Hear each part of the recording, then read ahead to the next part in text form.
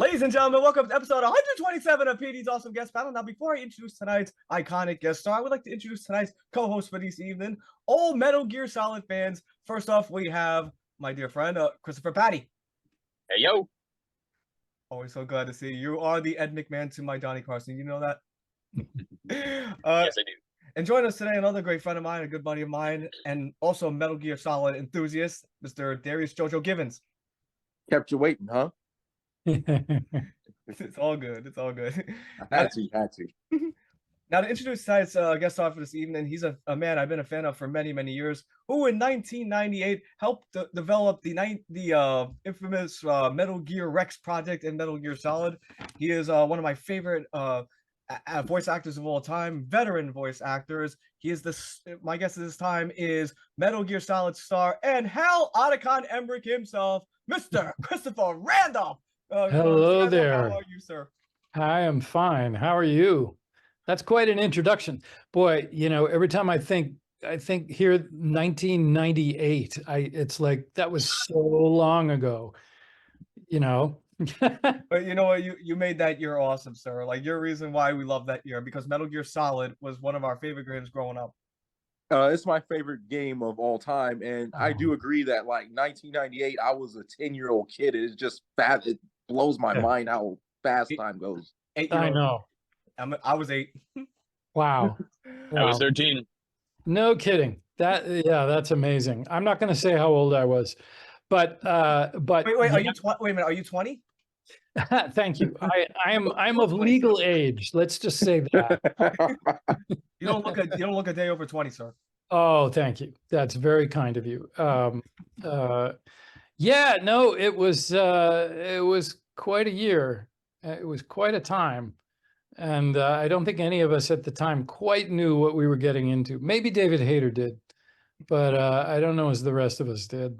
Can I say this? I waited a long time to say this to you because before we start the questions, I just want to say that you scared the piss out of me when I was younger, when you had that jump scene where you go, "Look out, Snake! The guys who stole my jackets are in there with you." Yeah.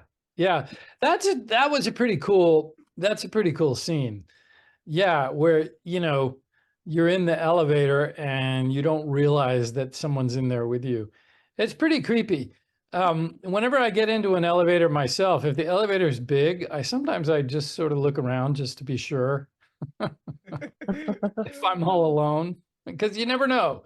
You never know. Not at all. And one of the first questions I have for you, and this is going to be a typical cliche question, and that is, how and when did you get your first big break or start into the voice acting business? Take us there. Well, I mean, certainly 1998 with this was without a question it was really the first voice acting job I'd ever done. I had taken, and I've told this story before, but I was taking an acting class in Los Angeles, and one of my classmates at the time, and this was just a regular old acting class, one of my classmates at the time was Jennifer Hale. And she was just starting out in the voice world. And I think at the time she'd had some success as the voice of Dell computers in their commercials and stuff. And she and I were talking after class one time, and she said, I have a dear friend who teaches an animation voice class, and I think you'd really enjoy it. So I tracked that down, and in fact, I took that class, and there were actually 2 teachers to that class. The first teacher was this, you may have heard of him, extraordinary voice actor named Charlie Adler, who's mostly known for his cartoon work. Like, I don't know if you know Cow and Chicken. Yep. And he was the red guy in there too. And yes, right, exactly. So Charlie taught the first 3 weeks of this class. And then the second teacher was Chris Zimmerman, who at the time had done a little voice work, but was mainly a voice casting director and director. So, and I learned a lot in this class, and it was really interesting. And I kind of finished up the class, and I was... It wasn't too long after, it was sort of before I had pulled myself together to make a demo and really try to start finding work. I got a phone call from Chris saying, listen, I'm casting this thing. Would you like to come in and audition for it? She said, it's like a weird game thing and we don't really know what it is, but you know, I think you might be good. Please come in and audition. So I did. I went in and auditioned. And at first they had me read for Snake, which I did my best. And then I thought, well, yeah, okay. And this audition is over. And then, now everything's done at home, but back then you actually went into a studio and you went into a little booth to record. And what they do is they give you a little bit of dialogue, and then they also give you a picture, like a cartoon picture of the character. So you often base your voice on both the combination of the dialogue and the picture. So I had been looking at Snake dialogue and a picture of Snake, and I had been trying to sound as macho as I could. So I thought the audition was over, but I saw Chris said, wait a minute. And I saw through the glass, there was a big conversation between her and a couple of other people. And then she came in and handed me this other piece of paper with some Otacon dialogue and a picture of the 1998 Otacon. And as you know, he's changed throughout the years, his look. But that first iteration of him, I had longish hair at the time, and I still occasionally wear sort of round wire rim glasses.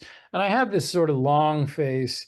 And I looked at this picture and I was like, this sort of looks a little like me, which is maybe why they wanted me to read for it. So I auditioned for it and read that copy and then wound up getting the job. And that really was the first voice job I got.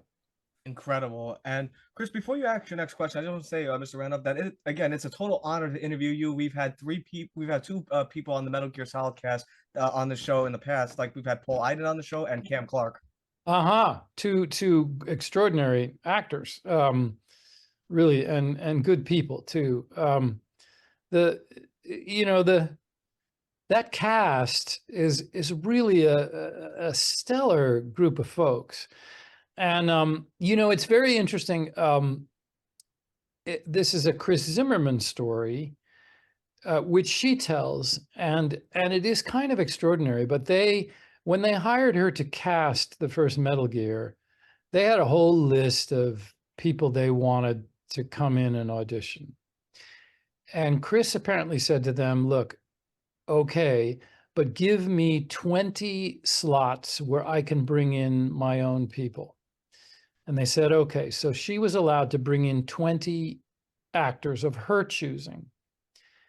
19 of them got cast in the game, which is a real testament to her and her judgment and her knowledge of actors. And it also really makes clear how just vitally important Chris Zimmerman is to the creation of the entire modern Metal Gear franchise. Is Chris Zimmerman, is he related to Patrick Zimmerman, who voiced Chris Zimmerman? It was Patrick Zimmerman's wife. Oh. Chris with a K, K-R-I. Oh.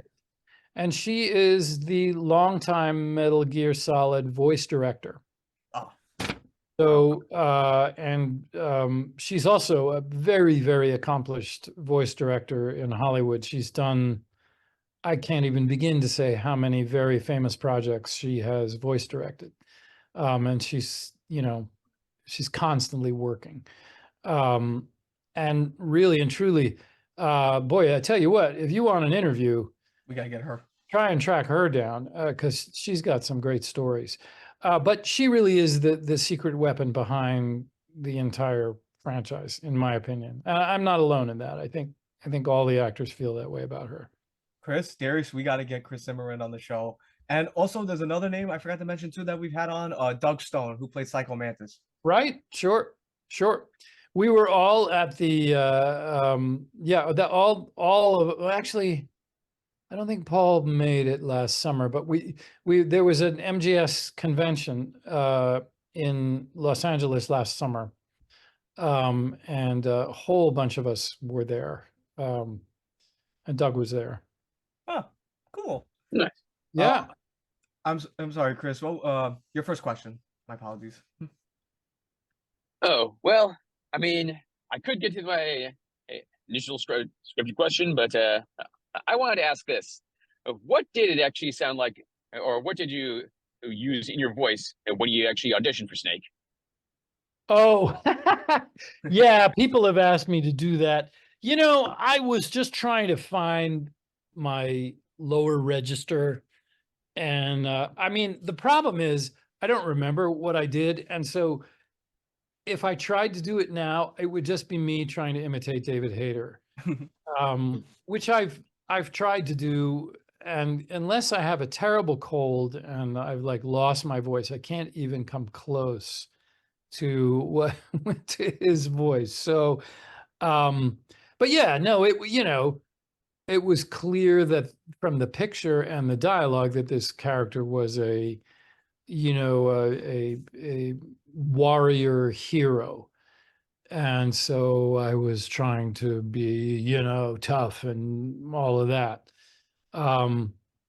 Whereas with Otacon, I think I just naturally pitched my voice just a little bit higher than its natural level, because he was clearly very different. Oh, okay. All right. Anyway, so to my question, my actual question, are there any like methods of preparations that you do before a particular voice acting role? Well, I mean, I certainly try to warm up my voice and get it as flexible as possible. And there are, multiple exercises you learn how to do. But it's interesting because you don't get a whole lot in advance. Unless it's like motion capture, in which case you have to memorize it. So they do give it to you in advance. But for the Metal Gear series, we would get scripts, bits and pieces of scripts in advance, and certainly you look through them. But I don't know if you've ever seen a game script, but the script for a game like Metal Gear is well over 1,000 pages long, and it's very complicated and almost hard to decipher, and very hard to know exactly what's going on. So, you basically hopefully in the audition, you've kind of found a place for the character, a place in your vocal range for the character, and you have a fundamental understanding of who the character is and what their role in the game is. But then, you kind of show up on the day and you kind of go for it. And as long as your voice is warmed up and you have a good voice director, again, back to the value of that, you make adjustments on the fly to try and hit it where they want it. But it's not like doing a movie role where you have to really prepare everything in advance, or a theater role where you do some work in advance, but then a lot of work is done in the rehearsals. This stuff is all done in the moment, on the fly. It's one of the reasons, people are always asking me to do quotes from Otacon. And the thing is, you go in and do this work, and it's a very intense work. And you're really in the moment. And so for a long time, I couldn't really, except for the really famous lines, I really couldn't remember any of the lines that I did, because you do them and then they're gone and you're doing the next line, and so you're not memorizing them. But obviously, some of the more famous Otacon lines I I do know now. You know, It- can love bloom on a battlefield. All of that stuff. oh, that was an excellent thing. And before I get to the next question I had, though, I just wanted to ask you, what was your favorite Otacon line or scene? Hmm. Well, you know, I always come back to the Sniper Wolf death scene. You know, I watched it last summer briefly after a long time, and I hadn't seen it in a long time. It's a long scene. But at the same time, it's really powerful. There's a beauty to it, both sort of graphically and sonically, and the performances, you know, David and Tasia are just fantastic. And there's something sort of, I don't know, there's something about it that for me is kind of central to the themes of the entire franchise. So I think that's probably my favorite scene. When you recorded the Codex scene where it was Snake, Sniper Wolf, and Otacon on there, did you, David, and Taza record the lines together when doing that scene? You know, I don't remember. It's possible that we did because the first time, and you may have heard this story as well, but the first time we recorded when we recorded the first game, the first time, it had already been done in Japanese. The game was finished and it had been done in Japanese. And what we were doing was just doing the English language version that we kind of had to match to the visuals. And we also were recording in what was not really a recording studio. It was an old rundown house in Hollywood. And there wasn't even a partition between where the actors were recording and where the technicians were sitting. So everybody had to be really quiet when we did our takes. And I think that time through, I know David and I were very often recording together. And I think, honestly, I don't remember, but David or Tasia might remember, but I think we did record that all together. Oh, In subsequent games, we moved to more fancy studios, and the technology just got progressively more and more advanced. So we began to move away from recording with each other. oh, Although there are some in 2 and 4, like David, there are certain scenes where David sort of insisted that we record together, and so did Chris, because they know that it's better because you're really in the moment playing off each other. You can't always do it. Sometimes you have to record to something that someone has previously recorded. Or sometimes I've done quite a bit of recording where Chris Zimmerman is reading the other lines to me. But it's always better if the other actor is in the room with you. can I tell you a really funny line though? I just thought about it too. Like one of my favorite Otacon lines is when you do it in Sons of Liberty. Like you remember like the computer scene where you have to upload the pictures onto the computer, and then you have the little Otacon like animation, and he's just telling him if it's a good picture, if it's not a good picture. Right. And Yes. then you did a scene where like if you take a picture of certain ones, like whether it's a funny one, Otacon goes, "I'll just make a backup of this one." Yeah. I just when your delivery on that was just excellent. Yeah. Yeah. Um, Yeah, those were fun. A lot of those codec things, the codec things, mostly I did a lot of those on my own. And yeah, they're fun. There's oh man, there's a lot of comedy in there too. you just nailed it, sir. And that one, and also like the scene in the torture room in Metal Gear Solid, the first one, where Snake tells Otacon, "You have to get the key. You'll have to, take them out." And he goes, "Give me a break. I'm no soldier. I can't take anybody out." And you're like, "I'll be killed." Right. I thought that Right. was just great delivery. Yeah, well, thank you. Thank you for that. You know, it was the amazing thing about Otacon is he was not a soldier. Uh, And to my mind, it was kind of the amazing thing about that first Metal Gear. Of course, it's not the first one, but we're talking about MGS1 that came out in 98 or 99.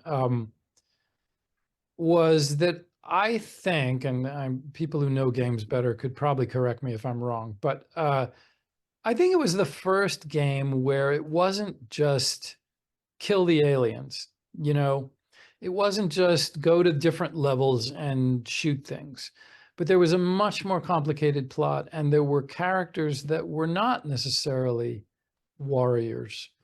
Um, there was a whole variety of characters that had real detailed, you know, backstories and lives. And I don't think that had ever been done before, you know. Um, Certainly not the way Kojima did it with that first game. Totally Oh agree. no, not even close. That's what sucked it into me. It made me one of the biggest Metal Gear Solid fans ever Gosh. because Yeah, of the story. Because you at the time you were playing side scroller beat 'em ups, so like your story would be like a line of text at the beginning. Oh, the bad guys are here, beat them up, and that was pretty much your game. right. It was basically like a movie. You were playing an interactive movie.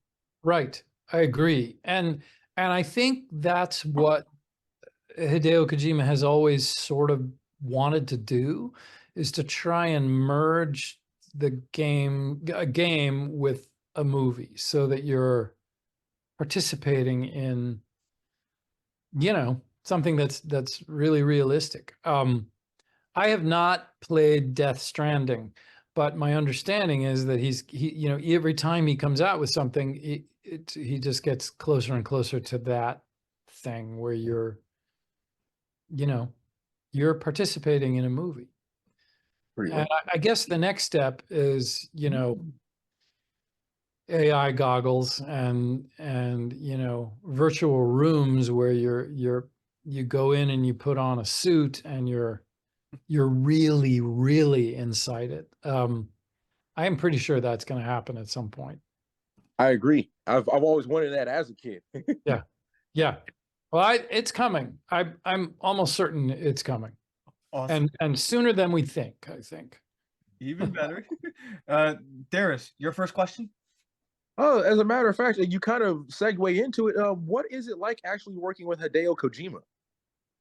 Well, you know, I wish I knew. He. I mean, he was around for some of the recording of certainly Metal Gear 4, and I think he came by for Metal Gear 2. So I've met him a couple times, but I, you know, it never feels like we're working with him. We're working with his material and his mind and stuff. But you know, which I greatly respect. But you know, he's not really hands-on when it comes to what we're doing. And you know, he certainly trusts Chris Zimmerman and the script people who are present. There are always some Japanese people in the control room monitoring the script and making sure that it's getting done the way they want it to be done, you know. Exactly, because he's the director and producer of the video game, the actual technical component of the actual game itself, and not Right. necessarily the voice actors. Exactly. Exactly. Um, exactly. And so, you know, I don't know what it's like to sort of work directly with him, but I'm sure, I mean, there's no question he is a perfectionist, it would be my guess. And he's certainly, you know, wants things the way he wants it because he's got a very clear, I think, vision of the world he's creating. And so he really wants it to be that way. So I mean, you know, I've always been astounded by the graphics and the gameplay ability. I am by no means particularly computer savvy. I mean, I can find my way around a laptop, but you know, the code writing involved for these games, I can't even imagine, you know. The things like I remember being a kid and like it blew my mind away in 1998 that you could walk into the snow and your footprints would leave behind footprints, and then even more advanced is that one of the enemy soldiers could see your footprints and follow you. Right. Exactly. You know, all of that kind of stuff, and the attention to detail is, I think, where he really excels. I mean, you know, it's interesting. In a way, he's kind of the Steve Jobs of the gaming world. You know, that was the thing that really made Apple so extraordinary, is every single detail had to be run by Steve Jobs. And he had to approve everything. And he was thinking really specifically about how these things were going to be used. And, you know, so in that way, I think, you know, that this is one of the many reasons that Kojima is kind of a genius. Agreed.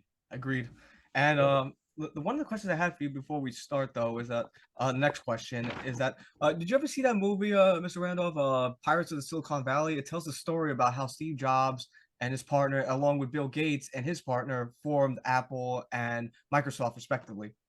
I have not seen that movie, but you know, I know a little about it. I mean, I don't want to age myself, but those guys were only a few years older than me, and actually, my college roommate is a big tech guy, and he was friends with Bill Gates back in the days at Harvard. You know, so it was all happening as I was growing up.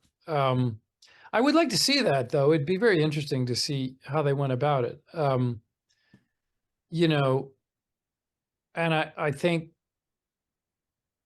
I don't know if you know the Bill Gates quote, but there's I'm not going to get it right, but there, you know, someone asked him once, like, what is the next big thing that's coming? And Bill Gates said, I don't know what it is. He said, but I do know that it's 2 or 3 guys in a garage working on it right now. And because that's the way he started, you know, and that's the way all those guys started. And you know, so I think that's how it happened. And boy, did it change the world, those guys in their garages. They did. Oh yeah. Well, now you've appeared in mainly every single Metal Gear Solid game, so started from the PS saga, like when in the PS PlayStation era. Included in one of my favorites. This was a GameCube exclusive, and that is Metal Gear Solid: The Twin Snakes. One of the questions I had for you, and I know this because the third Metal Gear Solid game, which was Snake Eater, was a prequel to this Metal Gear Solid franchise. Were you ever offered a voice acting role in Snake Eater? I was not in 3. So because it's a prequel, I was not a part of any of that. And the Snake Eater stuff that I'm in is all stuff that was recorded for the other games. So I was not an active participant, even though, you know, I'm there. It's a funny thing. They, you know, they own this stuff, you know, so they can take it and repackage it as they wish, which is kind of what they did. I understand that I have never played MGS3. I understand it's a really good game. I should try and track it down and play it. Oh, absolutely excellent game. It was, I believe, during in the 70s when the Vietnam War was going on, and Right. the only reason I asked this question, 60s. I'm sorry. Yep. It was the 60s. It was in the 60s. 60s. It was Pardon. the Cold War. Cold War. Yeah, that's right. That's right. Right. The reason I Well, asked same thing, really. Yeah, but the reason I asked that, sir, is because in the Metal Gear Solid 5, The Phantom Pain, you played Huey Emmerich. And that's why I was wondering if there was a character back then named Emmerich that you could have potentially voiced in Snake Eater. You know, there might have been, but there wasn't. I mean, to my knowledge, there wasn't. It could probably would have still been Huey, I think. although before Yeah, he it was would have called been Huey, but given, I mean, if you age track it, it would have been Huey, but he would have been a lot younger.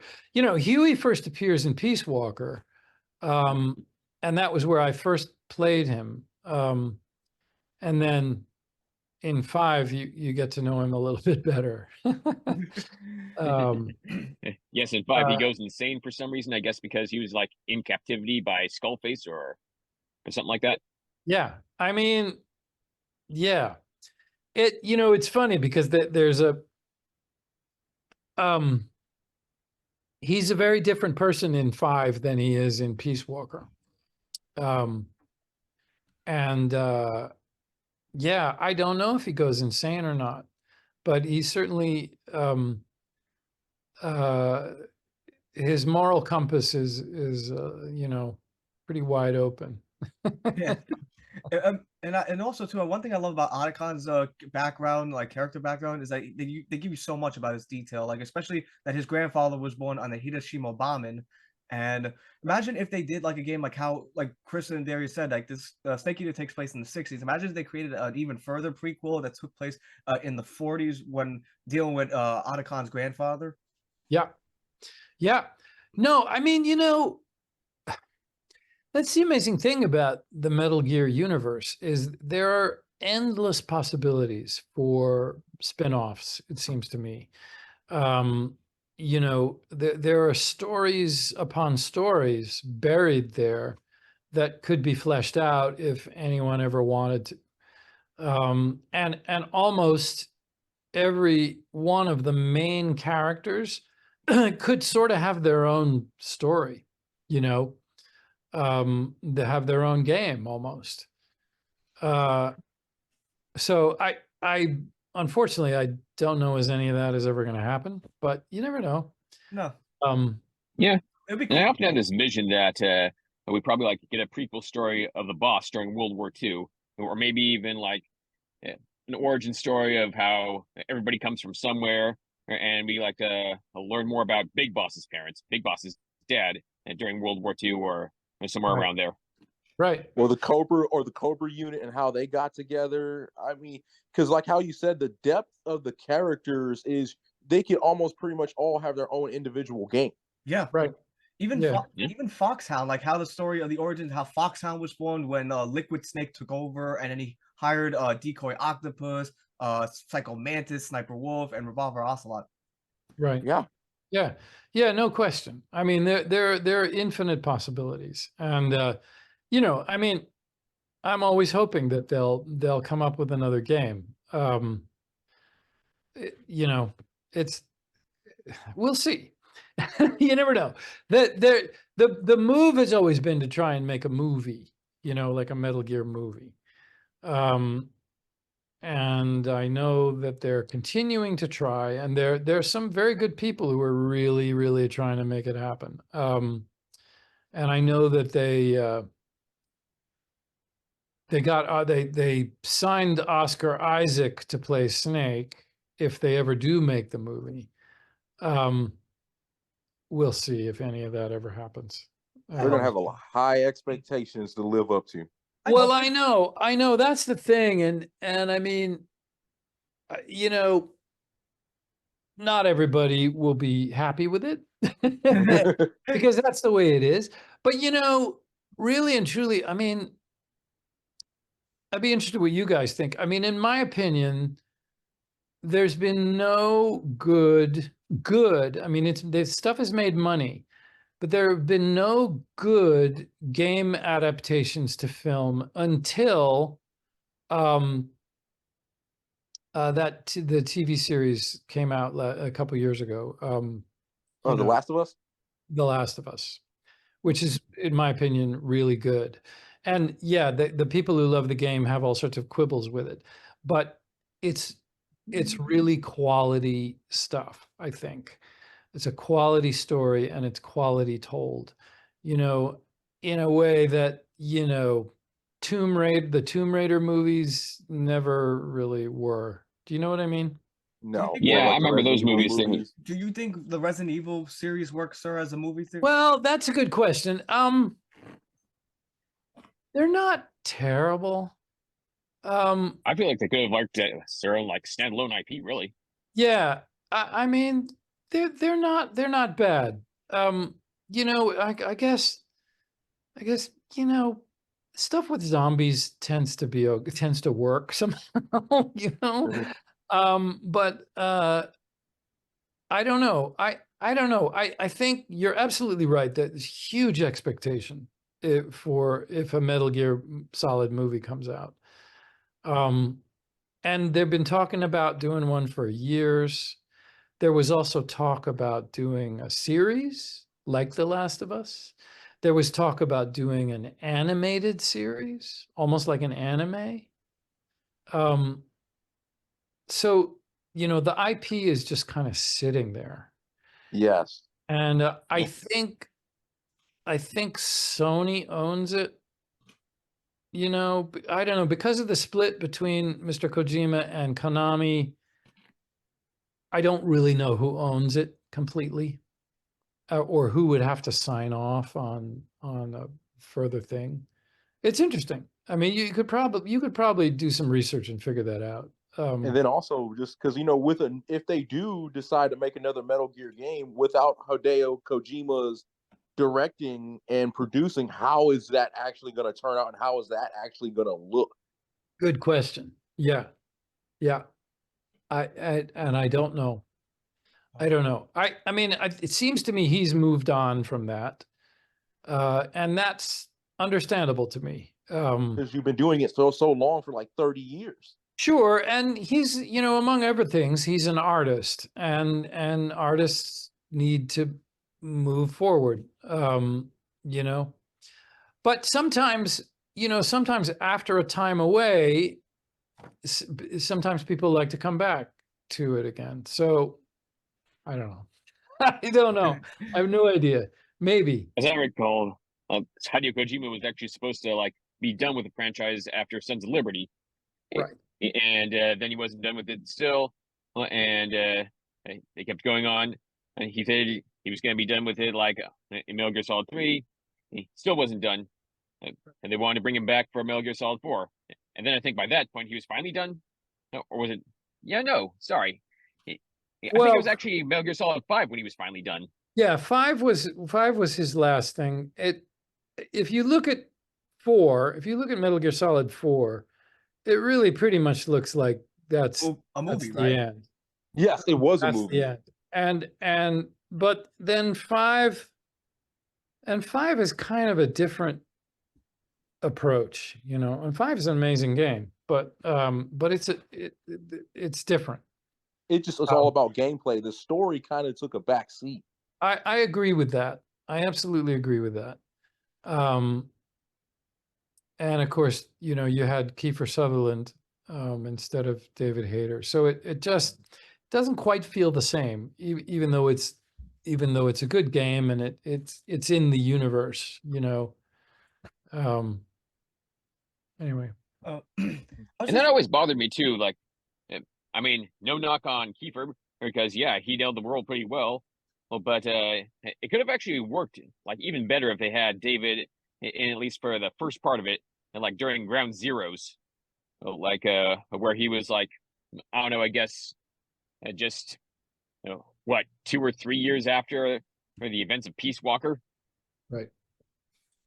So yeah, and Big Boss wouldn't have aged that much terribly. Right. No, I know. No, they could have done that. I think it was a creative decision and I'm not sure. I'm not sure what was behind it. But, you know, we'll see. We'll see where it goes, you know. I really hope we get that movie. Yeah. I hope we get something. I hope we get something. You know. There have been rumors of an MGS6. Yeah. Well, there's that. Yeah. Yeah, and you know, whether the next thing is going to involve any of us is an open question, but the world rather it's just too big to just sit there, I think. Agreed. You know, particularly when Hollywood as a whole is looking for IP, you know. And this is an established IP with a very large fan base. So it seems to me they should, whoever is in charge of it really should do something with it. Totally agree. And Ain't no business like show business. Yeah. Mhm. yeah, Chris, your next question. My next question was, apologies. How do you approach portraying complex characters like Otacon in the Metal Gear Solid series? How do you approach it? Well, that's interesting. I think the thing about Otacon, and it goes back to what I was telling you about the audition, was that he's not a warrior. And I think for me, in thinking about him and in creating him, and as I said, a lot of it is done in the moment. But there's also some thought about what sort of general guardrails are you going in between, and what avenue do you want to take? And it always struck me that if Snake is the tough warrior, then you need a counter to that. You need someone who's vulnerable. And the nature of the sort of wide world that Kojima created, there's room for that. And actually, it's a very important perspective on life, is that of someone who's vulnerable. And the fact that he was, his strength is his mind, you know, not so much his body. I mean, he's a tech whiz. But you know, when you first meet him, he's so scared that he's peeing himself and hiding in a locker. So to me, that, you know, that's one of the earliest scenes, if not the earliest scene. It is the earliest scene. So you got to sort of think, all right, what kind of person would do that, would have that happen? You know, someone more vulnerable, who's caught in the middle of all of this chaos and violence. And then the amazing thing about the writing of him is that as he goes on, he learns more and more about how he's responsible, in the ways in which he's responsible for what's happening. And then you learn more about the ways in which his family is responsible. And then he sets out to try and help, to try and do something about it. So he's not just weak and vulnerable. He's smart. He starts out vulnerable. He develops courage as he's going on, and winds up, you know, being, you know, a full-on partner in the end to the game's hero, you know. So I mean, that's how you have to look at a character. Like, you know, what do they do and what do they say? And then you work backwards from that in trying to figure out who they are. You're right. And like, Does that answer your question? Yeah, I think so. And it's actually a little bit of an inside joke when you mentioned like his introduction when he pees himself. Because yeah, I mean, people were talking about it earlier, or whereas he actually had to go to the bathroom quite a bit before this interview because of nerves. that is true. That's true. Yeah.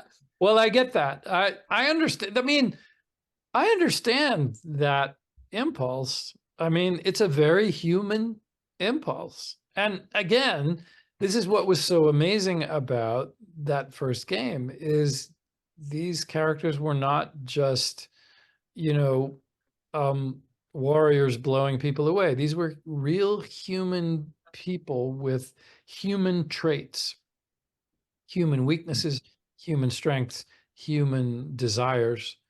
And I don't know as that had ever been done before. Certainly not in the PS era, you know. No, we were still playing games like Crash Bandicoot, you know. Right. And, Right. and also, Darius, Nothing wrong with Crash Bandicoot. I love Crash me Bandicoot, too. by I the love way. that But game let's too. Darius, before you ask your next question, let me just say also, Chris, I had nerves because I was super excited to interview Christopher Randolph. That's why the nerves were getting to me. Well, Hey, that's I wasn't okay. trying to throw you under the bus, man. I I know. appreciate that. No, I appreciate that, and thank you. I'm honored, and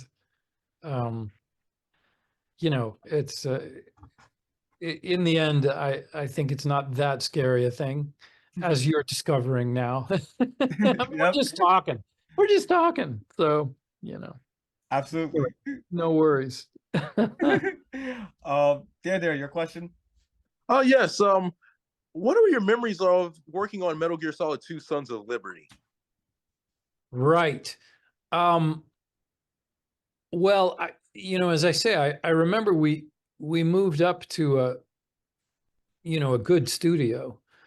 And that was not, it was a big change. And I remember that the technology had advanced to some degree. So I remember, there was a thing where they gave me a list of words, just regular words in a kind of a grid.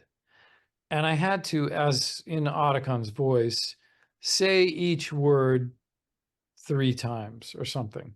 I'm not quite remembering the details right, but I do remember this had to happen. And based on that, they were able to sync up the lips of the characters so that whatever I said, you could see the mouth moving appropriately to the words I was saying. And that's where the technology was at that time. That was a huge advance, you know. And now, of course, they don't have to do that at all because it's all done differently. It's almost, you know, it's all motion capture, which is a very entirely different thing. But I remember that was the newest technological thing, which was really pretty cool. So I remember that, and I remember. Sorry about that, my phone overheated. That's all right. Okay. I remember. I remember the moment that I had to cry over my sister's death, and just the fact that it seemed like I had to just weep endlessly. And Chris Zimmerman, our amazing voice director, was in the booth, and I would just looking at her hand, and she was just like, keep going, and it just felt like I was, you know, weeping uncontrollably for hours. It wasn't hours, but it felt like hours. So I remember all of that, and I remember doing some of the fun codec things with Mei Ling, you know, and that was fun. That was where I felt like we were trying to find some humor, you know. I mean, I don't know how it comes across to you guys, but I think there's some genuinely funny moments in there, you know, in those codec things. Oh, I would go I through agree. the codecs over and over because you would hear some one-liners, especially at certain stuff like that. If you'd have to go over and over, sometimes you say like, "Snake, why do you keep calling me?" Yeah, Right. it's like, Snake, Right. stop calling me. Why are you using the codec for? I'm right here. Right. Oh, Yeah. those are some good times. Yeah. Well, that was, you know, that was fun. Those were fun to do. And the recording of 2 took a long time. I mean, there were a lot of sessions for that, at least for me, which was nice because I got paid. You also saw the confidence increase in Otacon in the second game. Like you said before, his confidence got higher. Like he increased his confidence in the second game as opposed to the first one where he wasn't as confident as he was in the second game. Right. Right. And it's one of the great things, you know, is that you can follow him throughout the series, all the way up through 4, and he gains confidence and strength, and he's taking on different jobs, and he really becomes a partner to Snake, and he grows up, you know, and that's really cool when you have a character and they give that the writing gives that character an arc, a human arc to follow. You're right, and I felt like, you know, I mean, Otacon lost so much. He lost the woman he loved, which was Sniper Wolf, and then they got the death of his sister. It's like I felt like, ironically, all those deaths made him an even stronger person. Yes, I agree with that completely. And isn't that the way, though? Yeah. You know, that's another example of the way they're writing genuine human beings in the game. You know, you go through a really torturous loss in your life, and you grieve, and you come out of it, and you're a different person, and very often you're stronger, and you know. So I think that's really cool, you know. Yes, they have real emotion. They don't feel like cartoon characters, you know, we're Feels just real life. Mhm. Right, right, exactly. And you know, and I mean, Otacon has not had much luck with the kind of women in his life, both his relatives and his various explorations into, you wouldn't really call it dating, but you know what I mean. Now you've also appeared, not only you've also done live acting work too, and I want to get your memories or working on first of the one of the live action shows, which was Law and Order as Judge Linder. Yeah, that's been fun, and I keep hoping they'll call me again. They brought me in a couple times to do that, um, and it's really fun. I mean, the Law and Order universe is remarkable, um, and they really know what they're doing. So they're like, it's like a really well-oiled machine, um, and it's really fun to do. Um, and they're very professional and very nice folks to work with. So I really enjoy it. And also, I have to say, playing a judge is like the best because you don't have to worry about moving around or anything. You're just sitting there, and everyone else has to learn all the, you know, where to move and what to do, and you get to just sit there behind that desk, which is really fun. Sounds like fun. Yeah, no, it's really good. There. Your next question. Do you have any voice acting roles beyond just the Otacon role that you really enjoyed playing? You know, I've done a few other things. Nothing, it hasn't been a character as sort of major as Otacon or Huey. But I did some work on Red Dead Redemption 2, and I am in Mafia 3. And I've done some, there's a really trippy cartoon that I did a few episodes of that was on Adult Swim. You can actually find it. I think HBO bought all the Adult Swim stuff. It's called Gemosetto Death Beats, and it's one of the trippiest cartoons you could ever watch. I mean, it is so out there. But I do play a character in 2 or 3 episodes of that. So yeah, I mean, all that said, I would certainly love to be doing more voice work. I really enjoy it. So you know, part of the issue is I live on the East Coast, and certainly a lot of the game work, but also a lot of animation and stuff is all on the West Coast. So it's a little harder. A lot of things get recorded, at home, with your own home stuff. I'm currently working on a very small game that has not come out yet that is called Steam Dolls. But the voices are me and David Hayter and Jennifer Hale. So, but that is still in production, and it's not a big company that's putting it together, so it's taking a long time to get it done. But it looks like a pretty fun game. So the word will go out when that comes out. Cool. Awesome. Chris, you gotta unmute your microphone, Chris. Hold on. All right, got it. Yeah. Yeah. So with the three of you involved, are there supposed to be allusions to Metal Gear and Steam Dolls? No, it's an entirely different world. Entirely different world. It's the man that sort of headed it up is a friend of David Hayter's, and obviously he knows our work and David's work, and who doesn't know Jennifer Hale's work. So we kind of got pulled in that way through David, basically, and his connection with this guy. But it has nothing to do with Metal Gear. Oh, okay.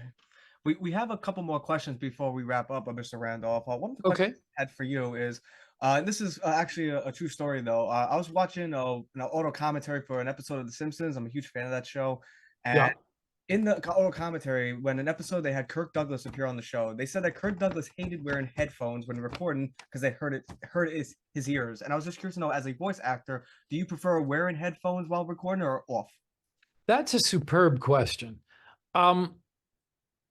I have found that I'm usually better without them. Assuming I'm in a really well-equipped studio and we have a good voice director. I really am better if I'm not listening to myself, Now, sometimes it can't be avoided because they need to play, you're playing off of a recording of somebody else. So you have to have them on. But I find my work is better if I'm not listening to it. But sometimes it's unavoidable. Headphones don't hurt my ears.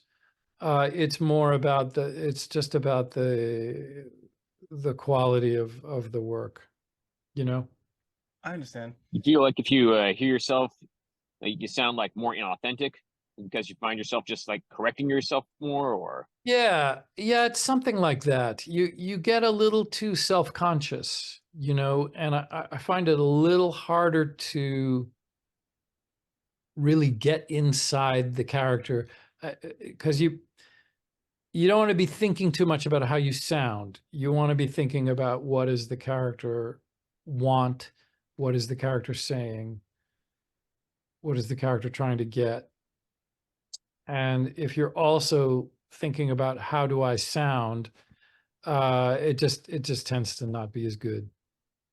Interesting. relatable.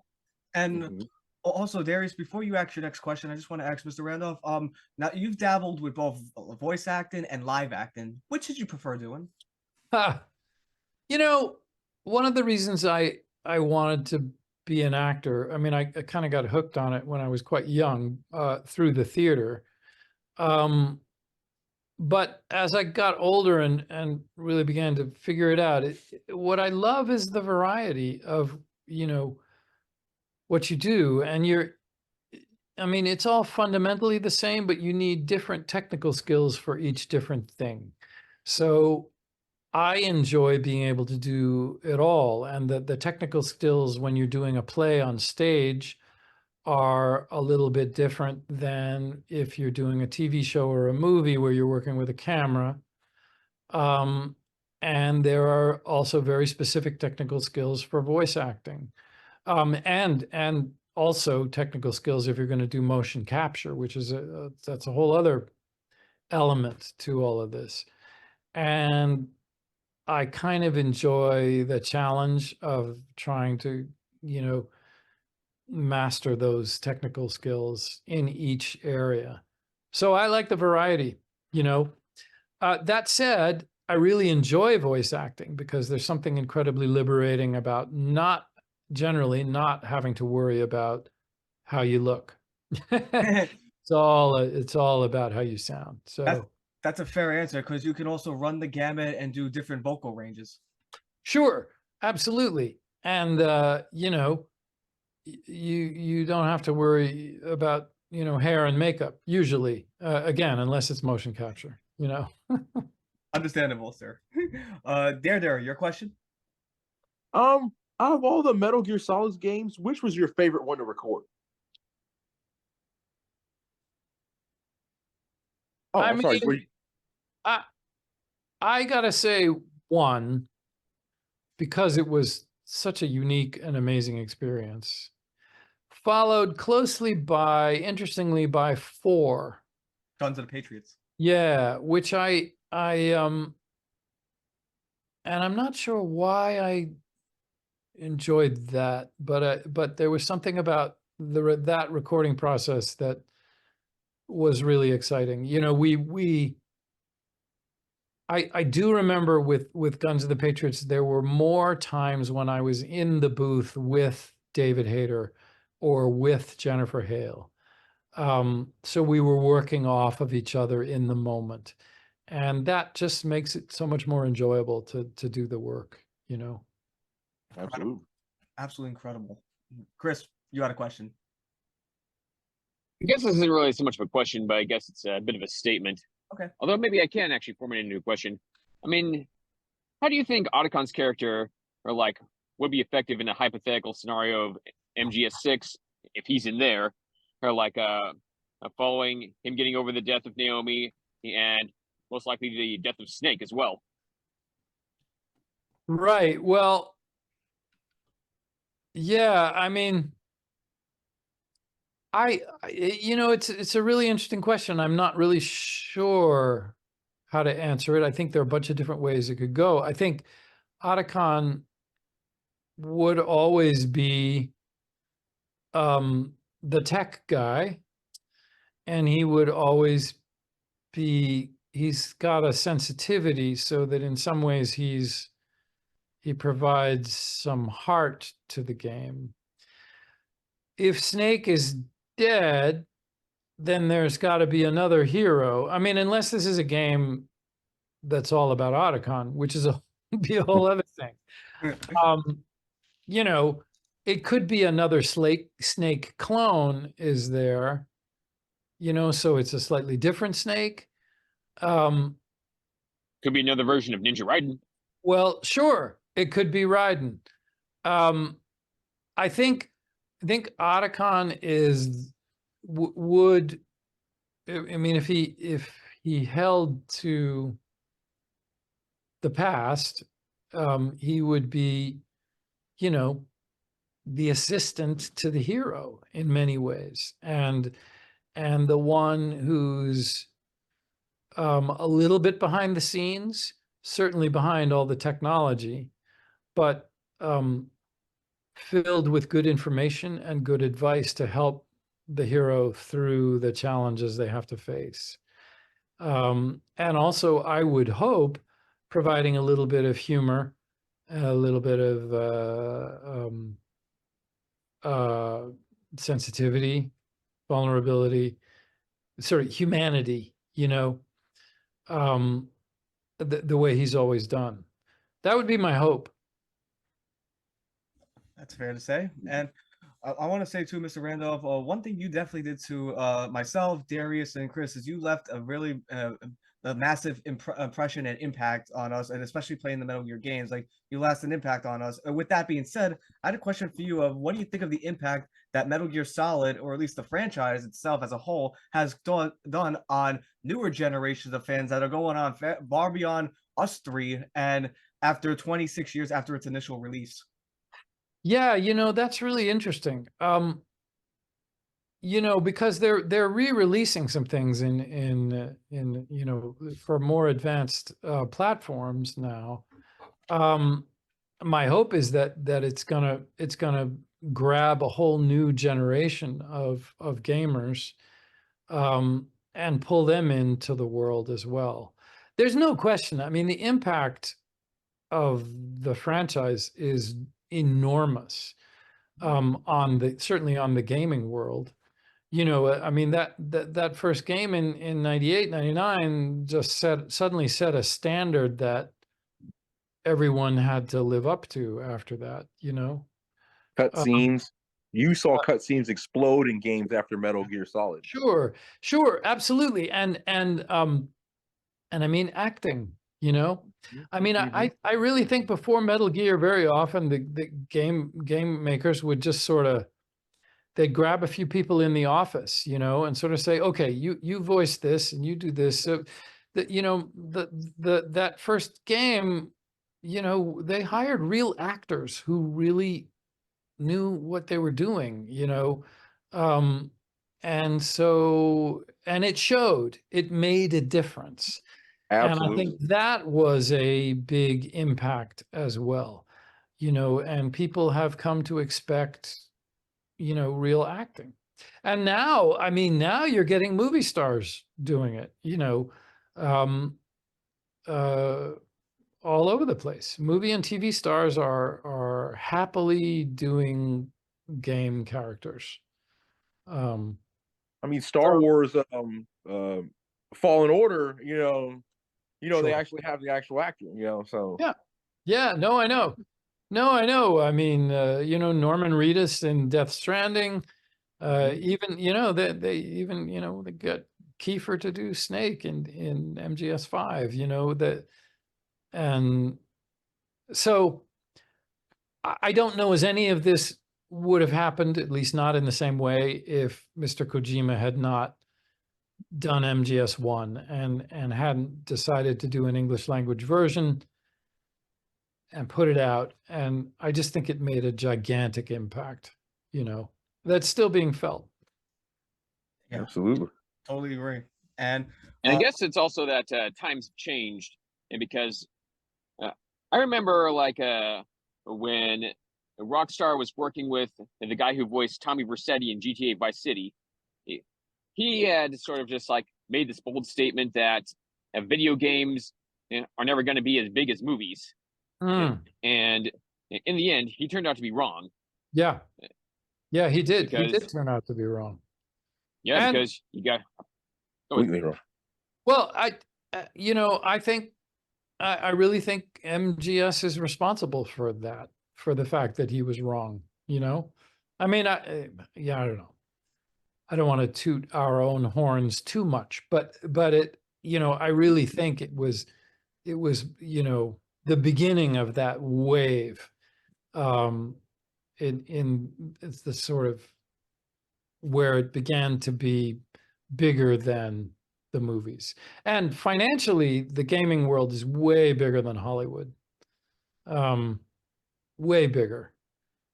And studios are taking notice. I mean, Sony noticed a long time ago, but Disney, I mean, they all see it. They all know that there's money to be made that way.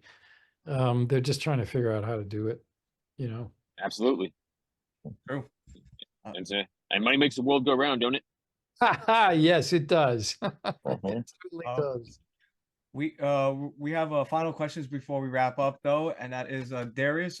Any final comment and or question to Mr. Randolph? Yes, I'm just wondering, would you be excited or want to be on board if they had another Metal Gear project, which I hope they do? Me too. Oh, sure. Yeah, of course. No, I'd love to be a part of it if they, if they do it again. In any form that they would have me. It's interesting, I feel like because when did 5 come out? it's been 8 years now at least, right? I think it came out 2015. I was if thinking the I'm- same thing. It's 15. Yeah. Yeah, I think that's right. That's- So, So yeah, I guess it's almost 9 years now. yeah. Mhm. So I think, to some degree, again, certainly not to toot my own horn too much, but, one of the things that has been keeping the franchise alive is the actors who go to Comic Cons and are talking with the fans and doing podcasts like this and other things. And so I think we as a group, and again, I shouldn't speak for everyone, but I'm gonna. I think we feel a certain level of ownership and a certain level of responsibility about the game because it is a very special franchise. And so I don't think you could find an actor who's been in an MGS game who would not want to be in the next version, whatever it might be. And certainly I would love to. Oh, it would be so cool to see you play a live action Otacon. I would so. Oh, that'd be fun. Yeah, that'd be fun. I might be a little old for it, but it depends, because age in the Metal Gear series, they flip back and forth and all around. And I don't know. I would love to do that. I think it might be more likely that I'd play a live action Huey, but who knows? Who knows? I'm open to anything. Seriously. Either way, you nail the part regardless. Right. Thank you so much. It doesn't matter. You just nail it. So I'm just entertained just to see Christopher Randolph perform. That's all. That's all I'm going to see. Thank you so much. Chris, your final comment and/or question to Mr. Randolph. Well, I guess two things.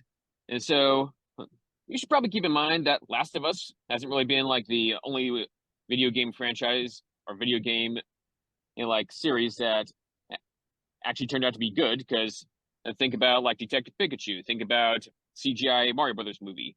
You think about yes, Sonic the Hedgehog. You're right, and you're right, and those are very recent. Yes. So, and actually, so is Last of Us, really. So I'm not.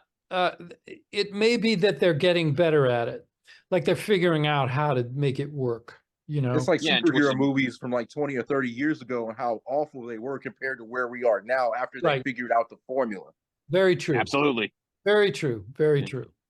Yeah, and Twisted Metal is also getting pretty good reviews, and the newest Fallout series that's coming out on Amazon Prime, it's also like looking a little bit promising. Mhm. Fingers crossed. I'm hoping it's good.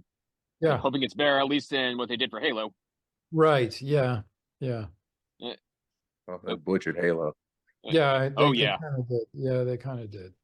Yeah, I don't think the directors even like did anything to actually like read any of the source material, much less even like go on the wiki, which they could have done. Or play It the would have been game. easy enough. Yeah. Yeah. Yeah, I didn't think they even played any of the games. Yeah. What the heck is up with that? Why even hire those directors? Why even hire those writers? They just Right. know Master Chief, shoot, Covenant. That's it. If they Right, don't, they don't exactly. know that. Yeah. Yeah. No, I agree with that. I agree with that. I At feel like least I'd be overqualified to be a Hollywood writer. Apologies. right. Well, you might be. At least with Last of Us, the creator of the game was a major producer of it, and I'm not sure about the Mario movie, but I'm sure that they were smart enough to involve the people that started it, Mhm. So we'll see. We'll see. And the other point I was going to make too was that even though Metal Gear Solid has been fading from relevancy, the influence is still there. Okay? Definitely because of you and the rest of the actors who go to the Comic Cons. And I'd say it's also just like the overall impact that the cutscenes have had into like implementing into a more in-depth story for each and every game itself. We've actually seen it more with JRPGs like Final Fantasy. And we've seen it with Last of Us. We've seen it with like other franchises as well. I think we've even seen it with the Call of Duty games. Mm. Mhm. And it's just like you guys ultimately just like made the impact on the industry, and you revolutionized like what gaming is about. Not just like get from point A to point B. You run and gun, whatever the objective is. You actually like have an in-depth story that people get sucked into and immersed with. Right. And that's Right. just what like it makes the games, all the more fun and all the more captivating and an escape. Yeah. Yeah, I agree with that. I agree with that. And thank you, for acknowledging that. And really, I mean, we owe so much to the fans, the people who did get involved and are involved. The fans owe so much to you guys. It's an amazing group. And yeah, there's a real sort of symbiosis between all of us. So that's cool. Believe it or not, you won't believe it, but the game actually improved like my vocabulary. I learned so many new words. I learned so much about military equipment and hind D's and different from just playing. Same here, brother. Sure. No, that makes perfect sense. That makes perfect sense. My one chief complaint about the franchise, though, is that there wasn't enough profanity. Because I was in the Army myself, and I can tell you that guys go like way beyond Jerry Springer level of trash talking profanity there. I believe that completely, and you're probably right. I guess they were trying to keep it as PG as possible. I don't know. I mean, eventually we did hear the F-bomb dropped in at least Metal Gear Solid 4. Yeah. But yeah, I think it was only used one time. Right. Well, Although, remember, I mean, you guys were, what did you say? You were 8, 10, 13 when the first game came out? I was 10. If there had been too much profanity, your parents might not have approved. Maybe they didn't approve anyway. But I think that the effort was to try and keep it, okay for kids. Especially since it's so cutscene heavy, where you're going to have a lot of dialogue too. I guess they don't want to F-bomb every 3 seconds. Yeah, they want to be a little careful about that. However, you're right on about the reality of the Army. I get it. I believe you. Oh yeah.